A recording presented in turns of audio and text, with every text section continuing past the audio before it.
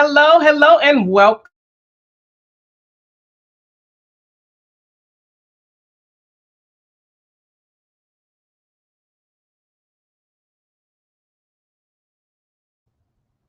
And today I have someone special here, right? Because you already know it's about you putting yourself first, it's about you making yourself a priority. It's all about you. This is empowerment, personal development, you understanding what it means to put you first. And so occasionally we bring in professionals to talk about what that looks like, to get to the root so that we can begin to heal.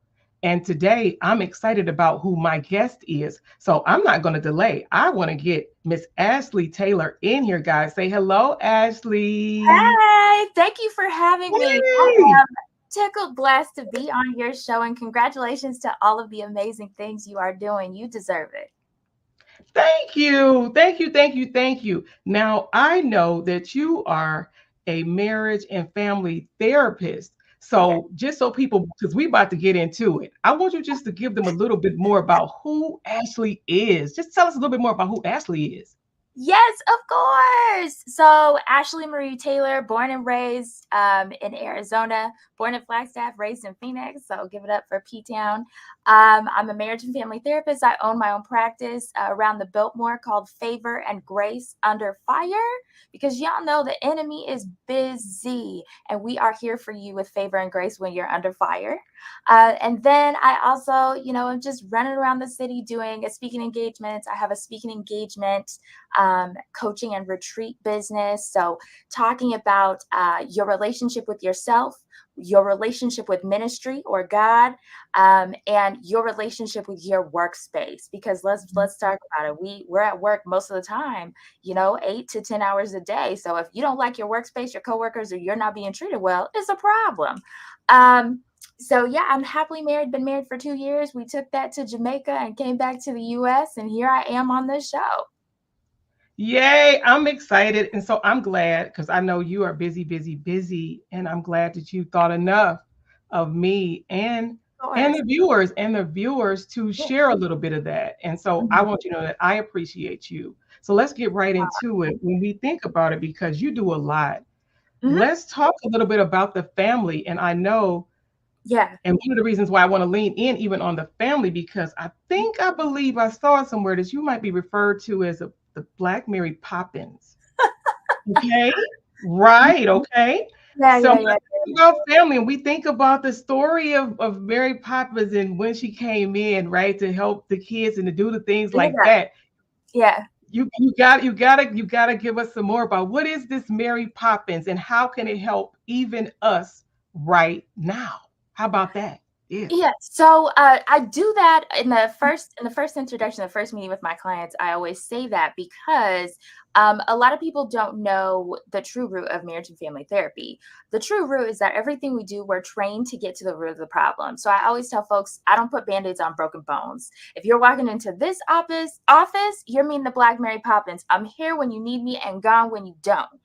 I don't believe that people need to be in therapy forever for the same issues. I believe that we can eradicate dysfunctional generational patterns and get rid of generational curses if we're talking biblical and spiritual warfare. But with that said, I'm telling people I don't come to play. If we know the enemy, we're gonna square up, we're gonna take care of it, and then you're gonna be out of here. Okay, if y'all didn't catch it, y'all might want to lean in. And if you left the room, if you got your TV up, I need you to turn up a little louder because she did not come to play. She here. I Yeah, love that. You say you're yeah, here when they need you and you're gone when they don't. And I right, love it, love it, love it right. because some people, when you think about even medication, and I know that there's a lot of amazing alternative ways, but some people believe that they have to stay with the thing. And I love that you gave them permission to, even what I heard is that it's okay to have your time with it because the hope is that we're healing. The hope is that we're Definitely. healing. When we're thinking about you first, it's all about you and your journey and your growth, that you should be getting better. Yes, life will knock us down, but it's like, okay, what do I need to do right up and through here? So how do Right. you, because you say they come in, you have to let them know who they're dealing with so that you can better best serve them. Right. How do I'm you not the right handle? person for you. Right. I might not be the right person for you. So let's not even waste your Yeah, time, my time, anybody's time. yeah. So with that, okay, the fit. When you think about the fit, because you said, what if I'm not the right person? And with that, not only you possibly being not the right fit,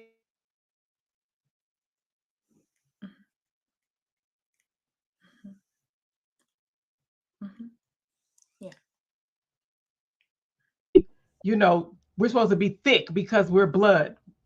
What does that mean when sometimes as family, we're not the right fit? How do you approach that when you think about family in therapy? Ooh, that is difficult. So the thing about family is this, is that families pass actions, thoughts, and behaviors generationally down, right? And what I'm seeing a lot right now is, especially in the African American community and actually any cultural community, any, white, Black, Hispanic, Asian, whatever, is that as this newer generation, and I'm talking about, I'm a millennial, I'm 1985, so I'm like in this weird category where I don't exactly identify with the younger millennials as much, but I would say millennials on, there is this clear separation between how our generations have been brought up with mental health thoughts of, mental health is not weakness. Being strong doesn't mean that you can't share your emotions. Um, talking through changes that we want to make in the family, but that's taboo because we've just been doing this for years and years and years. And come to find out, it's actually, a survival skill for African American people. We have a lot of what Dr. DeGroot calls post-slave trade syndrome, where we've taken survival techniques that helped back then, and we're still trying to do the same things right now. And that creates dysfunction because now we are allowed to be emotive. We are allowed to talk about our feelings, whereas back then, you're not going to do that when you're enslaved. You need to keep going. You need to keep pushing through. You need to be in your fight, flight, or freeze. You don't have the opportunity to emote and regulate and talk through emotions. But we're seeing this strife where we have the older generations that are like, if you tell me that we need boundaries, that's disrespectful. But our generation is like, boundaries are actually showing respect. We're showing that we can be individuals and be autonomous, but still within boundaries, relate and move forward and be emotionally family oriented and supportive versus this, we can't talk about anything, we can't have boundaries, we can't express to you our feelings without feeling like there's some type of offense or you thinking we're weak. There is definitely this cross chasm right now generationally when we talk about mental health. So when people say, blood is thick as thin, very thick, talking about family blood is thick, it gets difficult because what does that mean? So you're my family by name, you're my family by blood, but you don't really care to understand me, know me, support the things that I'm doing because we're so generationally different, especially when it comes to mothers and daughters. There is this need for the mother to understand the daughter, but the mother can't understand the daughter in the context that she's currently moving. The mother wants to understand the daughter in the context of how she was moving when she was that age. So there's a Bowenian theory where he literally just talks about how emotional fusion moves through the family. And emotional fusion is really anxiety, right? But that if we don't allow our family members to emote and be themselves and feel comfortable in our, get togethers and family spaces, you're going to get emotional detachment. So we call it emotional cutoff, where I'm physically available with my family and at my events, but I don't really share with them my deeper inner thoughts or my vulnerabilities. And I feel like they don't even know who I am. And that's because families get these rigid thought processes of who and what everyone should be doing or feeling. And if it doesn't fit in that comfort zone, it creates fear. Fear of, understanding who my sister is or who my child is or who my husband is, because our brains are a pattern seeking organism, right? So, with that said, our brains are used to comfort, which is the pattern. But comfort doesn't necessarily equal healthy. It doesn't necessarily equal healthy family patterns. It doesn't necessarily equal healthy communication. You know, in your communication, you might be someone who, when there's a conflict, you freeze. You know, which means you might decide to avoid, you might decide to deflect by telling jokes or asking a question of someone who asked you a question, so they forget about their question. Or you might repeat back the same thing that they're saying and make it a joke.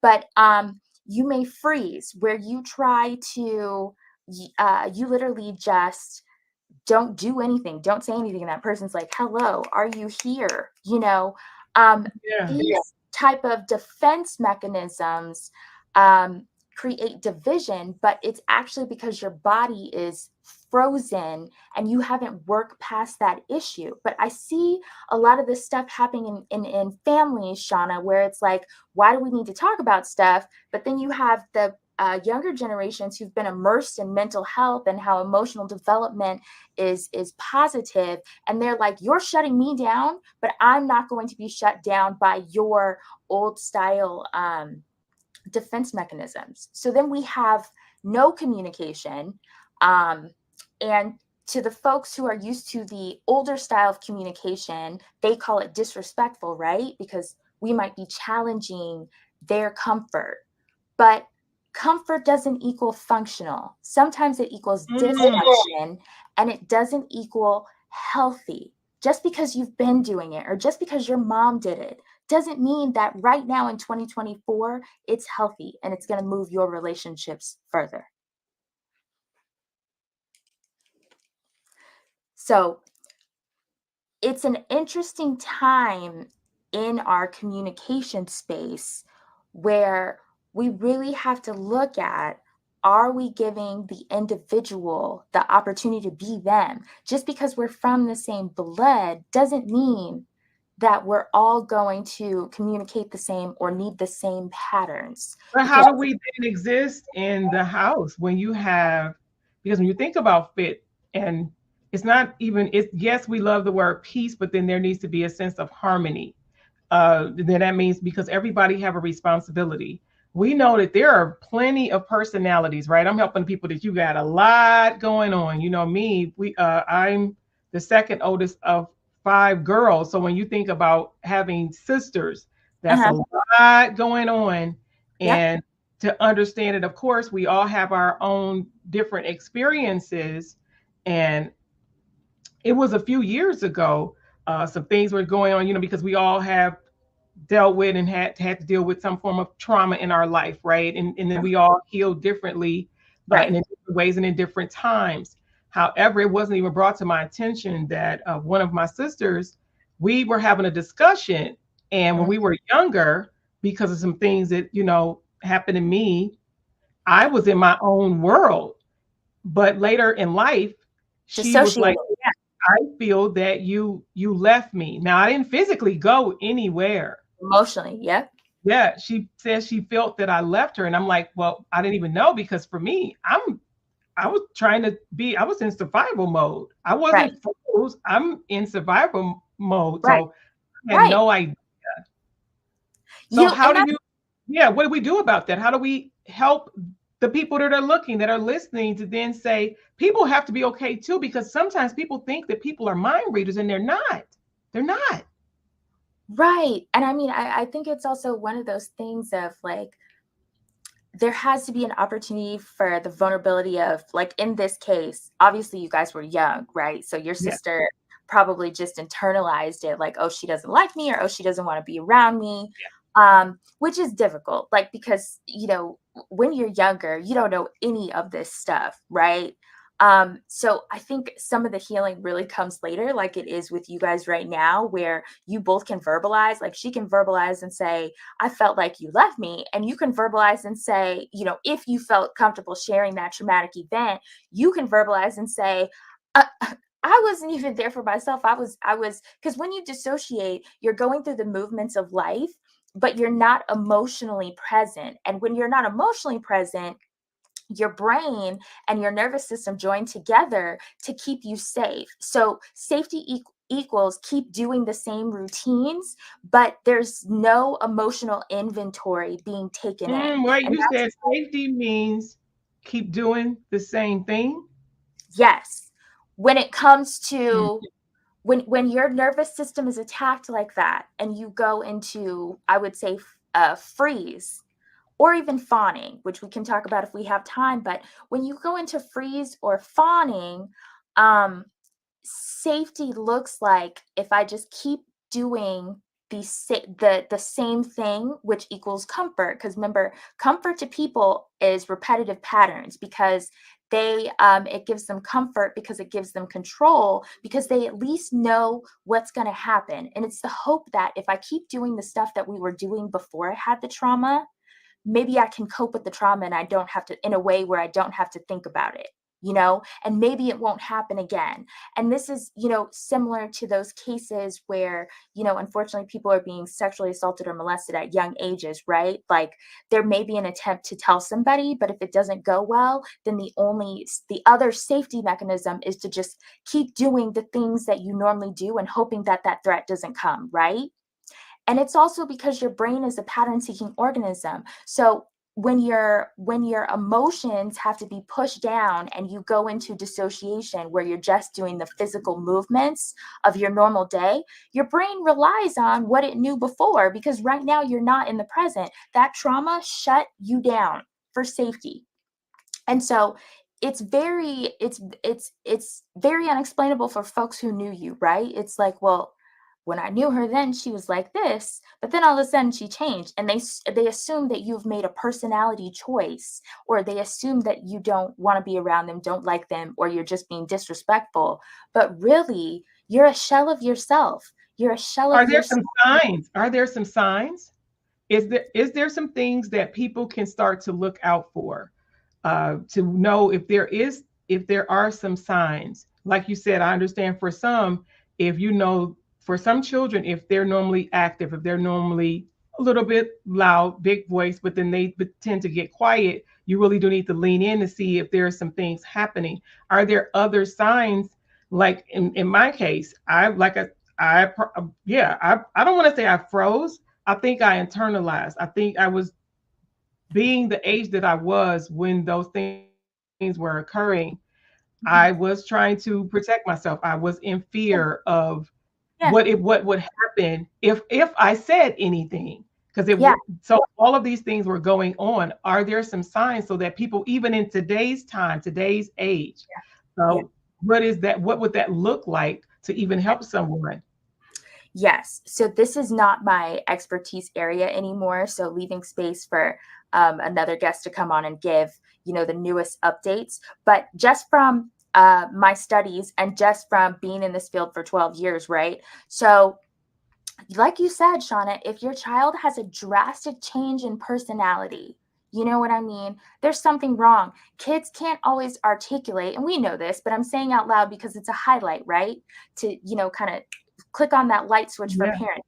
Kids can't always articulate exactly what's going to happen, and also you have to think about when that does happen, their body automatically goes into a fight, flight, freeze, or fawn, which is not putting them in the present to feel safe enough to tell you. Because a lot of times parents will be like, oh my God, my kid didn't feel safe enough to tell me.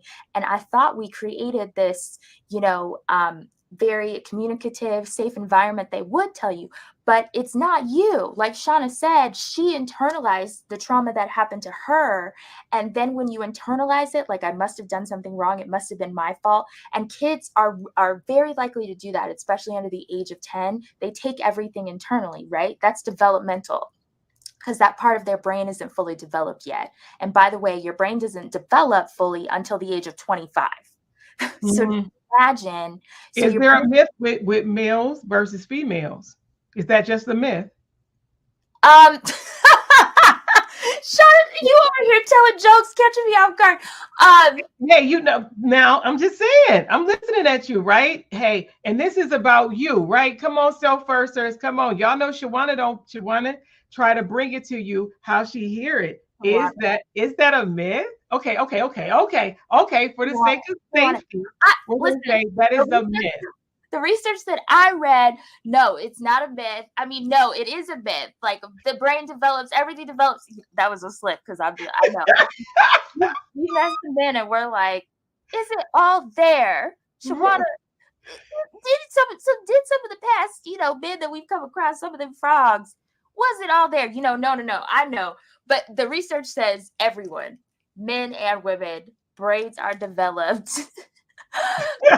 age of 25. So yeah, so you can't take it personally, if you are providing a safe environment, a safe, a healthy, communicative environment. But some of the signs are, your child's personality changes drastically. They were outgoing, and they weren't afraid to go to certain places. They weren't afraid of people, just things like that. And all of a sudden they are. When your child tells you they don't want to go somewhere, sometimes we're just so busy in our daily routine. This daycare fit into this your work Mhm. route, whatever, that we're just like, oh, no, it's okay.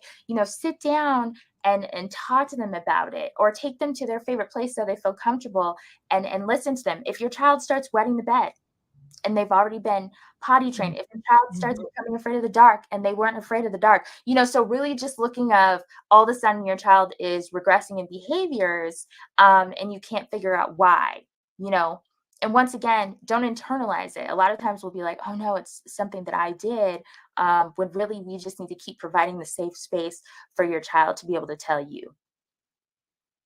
No, I love it. I love it. Thank you for sharing that. Now, my guys, y'all know I love you. I was teasing. I was teasing. This is really great because understanding and tapping into and being able to connect, because we need connection, right? We say we know some of the people that we consider our family is not necessarily blood. They're not. But we're graced and we're gifted with these people that God brings along our path. I Hmm. want to know,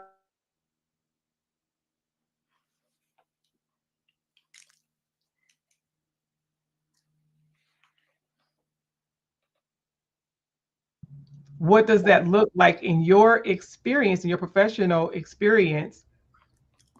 How do you help to even navigate that? How do you help someone that they don't even want to go to therapy, but they really do need to talk to somebody? And I know because you do marriage and family, how can you help someone today, to when I think about they really need to see someone like you? Talk to those people for a minute. How can you help them to make it okay to make that phone call? Talk to us for a moment. Yeah, I mean, I think this is a really difficult question. And if you have a relationship with God, this is a huge prayer point. Like, this is, put this at the top of your list, and, honestly, ask God, to shepherd this experience, that this person feels safe enough to go to see a therapist. If they're also a believer. Sorry, look at the enemy trying to get my voice. Rebuke that in the name of Jesus. Jesus, amen. But anyways, if they are a believer, maybe help them find some Christian therapists. Maybe help them look for a therapist, and maybe just email it and be like, what are your thoughts? Have some soft conversations, meaning, check your tone, check your own emotionality, make sure you're regulated, where you're just tossing out the suggestion of getting some help, going to therapy. Maybe asking circular questions around, like, what are their long-term beliefs about therapy? Where did they get those beliefs? If you know anybody who's gone to therapy, give what we call a displacement story, a story about somebody else's experience, or if you have your own testimony.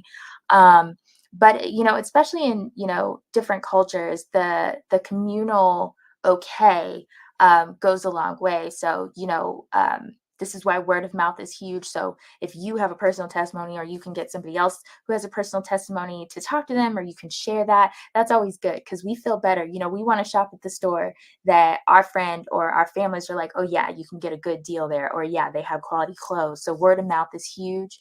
And also just maybe explore, like, is it the difference of a therapist and coach? Because some people are stuck and just want a simple game plan. But other people's never want to deal with this. ever again. So a therapist who can get to the root of the problem and eradicate those dysfunctional patterns would be good for that as well. But it's so hard, but patience is key, right? Because those of us who have gone to therapy, we understand and know the transformation, and we so badly just want that for our family member. But our patience is coming from the understanding that it's simply fear of, sometimes what they're going to uncover. Because a lot of times our traumas, we don't fully remember everything that happened, and the missing pieces, it creates fear. And there's two options of how to deal with fear. You're going to either face everything and rise, or forget everything and run.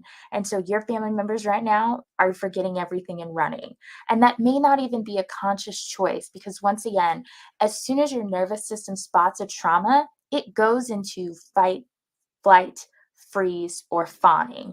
And fawning is usually when there's some type of power differential, and instead of you speaking up and saying what you would want to say, or you doing what you would want to do, you actually decide to do the things that you've been doing because it creates safety. So like fawning, like, oh, why didn't I say anything? Or, why do I keep going to this family dinner and everybody just picks on me? It's because you're trying not to get any heat from the authority figure or the power differential. You're trying not to make anybody upset, so things keep happening, or you're trying not to rock the boat, but you end up becoming emotionally or physically cut off anyway. So this is why attending a boundaries class or reading a boundaries book is really helpful, because it'll help you understand that you silencing yourself is not making you feel better. Sometimes it can create emotional dis-ease, which creates physical disease. So anyway, just looking at that mindset of, I think also I talk a lot about with my clients, like understanding the personality of the person that you're talking to, because a lot of times we communicate with folks the way we would like to be communicated with. This is kind of like the love languages. Like, we give people the love languages that we like, but it's not necessarily what's meeting their unmet need. So it's like, how does this person like to be communicated with versus how you like to be communicated with? Some people really love a full-on thoughtful conversation first, of a hello, how are you? You knowing an intimate detail or something specific about their life, like coworkers, I'm always like, hey, I heard you had a flat tire. If that was the case, is everything okay? They want to have a full on conversation and connection before you talk about business, right? But other people, they just want you to get straight to the point, right? So it's a bullet pointed, hey, we have a meeting tomorrow. I need these stats, I need these statistics, and I'll see you then. Some people just want a general overview. You don't have to give them all the information. You don't even have to give them eye contact, and they're good. And other people, they want the presentation to be stylish, entertaining, fun. Let's put some music on it. Let's put some colors on it. So it's like, who are you talking to? Someone who likes fun and excitement, you know, are you going to them and saying, yeah, therapy, you're going to come out not feeling good sometimes, or maybe that's their worst fear. I don't know. But really taking a look at the person that you're communicating with, and then being strategic about how you help them change the negative mindset or thoughts about therapy, or even talking through their fears. Some people just bottle everything up, and it's the fear is becomes so catastrophized in their head, or maybe there's some shame, blame, and guilt about what they even need to talk about, and they're even embarrassed to tell a therapist. You know, so many deep roots to people. People are just like these trees with all these roots underneath that we can't even see. So it really just depends. But the best advice is really taking a look at the person, trying to understand who they are, maybe observing in other social settings how they respond best to people, and going that route. Yeah. This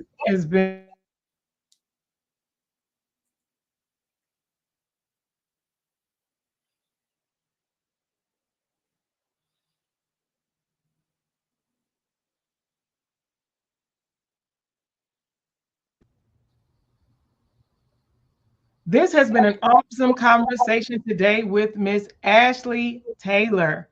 Mrs. Ashlea Taylor. That's right. She's new. I think she still can be considered to be a newlywed, right? We Mhm. definitely appreciate you lending your expertise to the conversation today about you first, because it's all about you, and whether you, because I do love how you broke down even talking about fawning, because that's not something that people talk about. We call it something else, and you stressing the fact of the boundaries. That is so important. And I know for some people, like we hear that all the time, but the reason why we have to keep talking about it is because it's not being done. And if everybody take the time to know what that looks like and feel like for themselves, then we all will have a better understanding of even each other. And Right. so I just want to know, and I just want to appreciate you for this conversation today. And is there anything else that you would like to leave with our viewers today, Miss Ashlea? Yes, yes, I agree with the statement of put yourself first. Even when we're talking about relationships, there's a structural dynamic where you need to be a whole person first, and then whoever you join with also needs to be a whole person first. And I'm talking about mind, body, and soul, understanding of who you are, and your relationship with your higher power, or whatever it may be. But having an understanding of who you are in the world, versus yourself, and then you bring that together as a whole. And that could be a marriage, that could be a coupleship, that could be a friendship, whatever relationship that is. That could be your relationship with your job, your ministry, or yourself. You have to have a clear understanding of who you are, and do that work if needed for you to have healthy relationships. It was a beautiful Love time. it, love it, love it, love it, love it. Thank you so much. Thank you so much, Ashlea, for stopping by the You First. Look, this is our virtual couch, and we appreciate you. Ashlea, don't you go nowhere. Let me get them out of here. Let me get them out of here. Hey guys, this again is Shawanna Kennedy. I want you to know that it is about you, and I don't just say that. It's not just a cliche. In order for us to be of greater service to ourselves, how about that? We're going to start with us. Remember, this is the space, this is the place that it gets to be all about who? The who is you. And not only when you know, because you heard that, talking about who do you believe in, right? If you know that there is a higher power, that there is God, if you're a person of faith, you have to understand that you are the gift. And remember that you are the gift, and that gift needs to be tended to. And whether that's through some form of therapy, you taking time away, you having the courageous, uncomfortable conversations with yourself, then I am asking you, I am challenging you to do those things today, because we're not promised to tomorrow. And I want you to be your best self. When? Right now. You already know, you already know. Make sure you are like, sharing, and following. Tell somebody about it. Let them know if they want to talk about themselves. This is that place. I'm your girl, Shawanna Kennedy. Thank you for joining me for another episode of You First. Bye for now.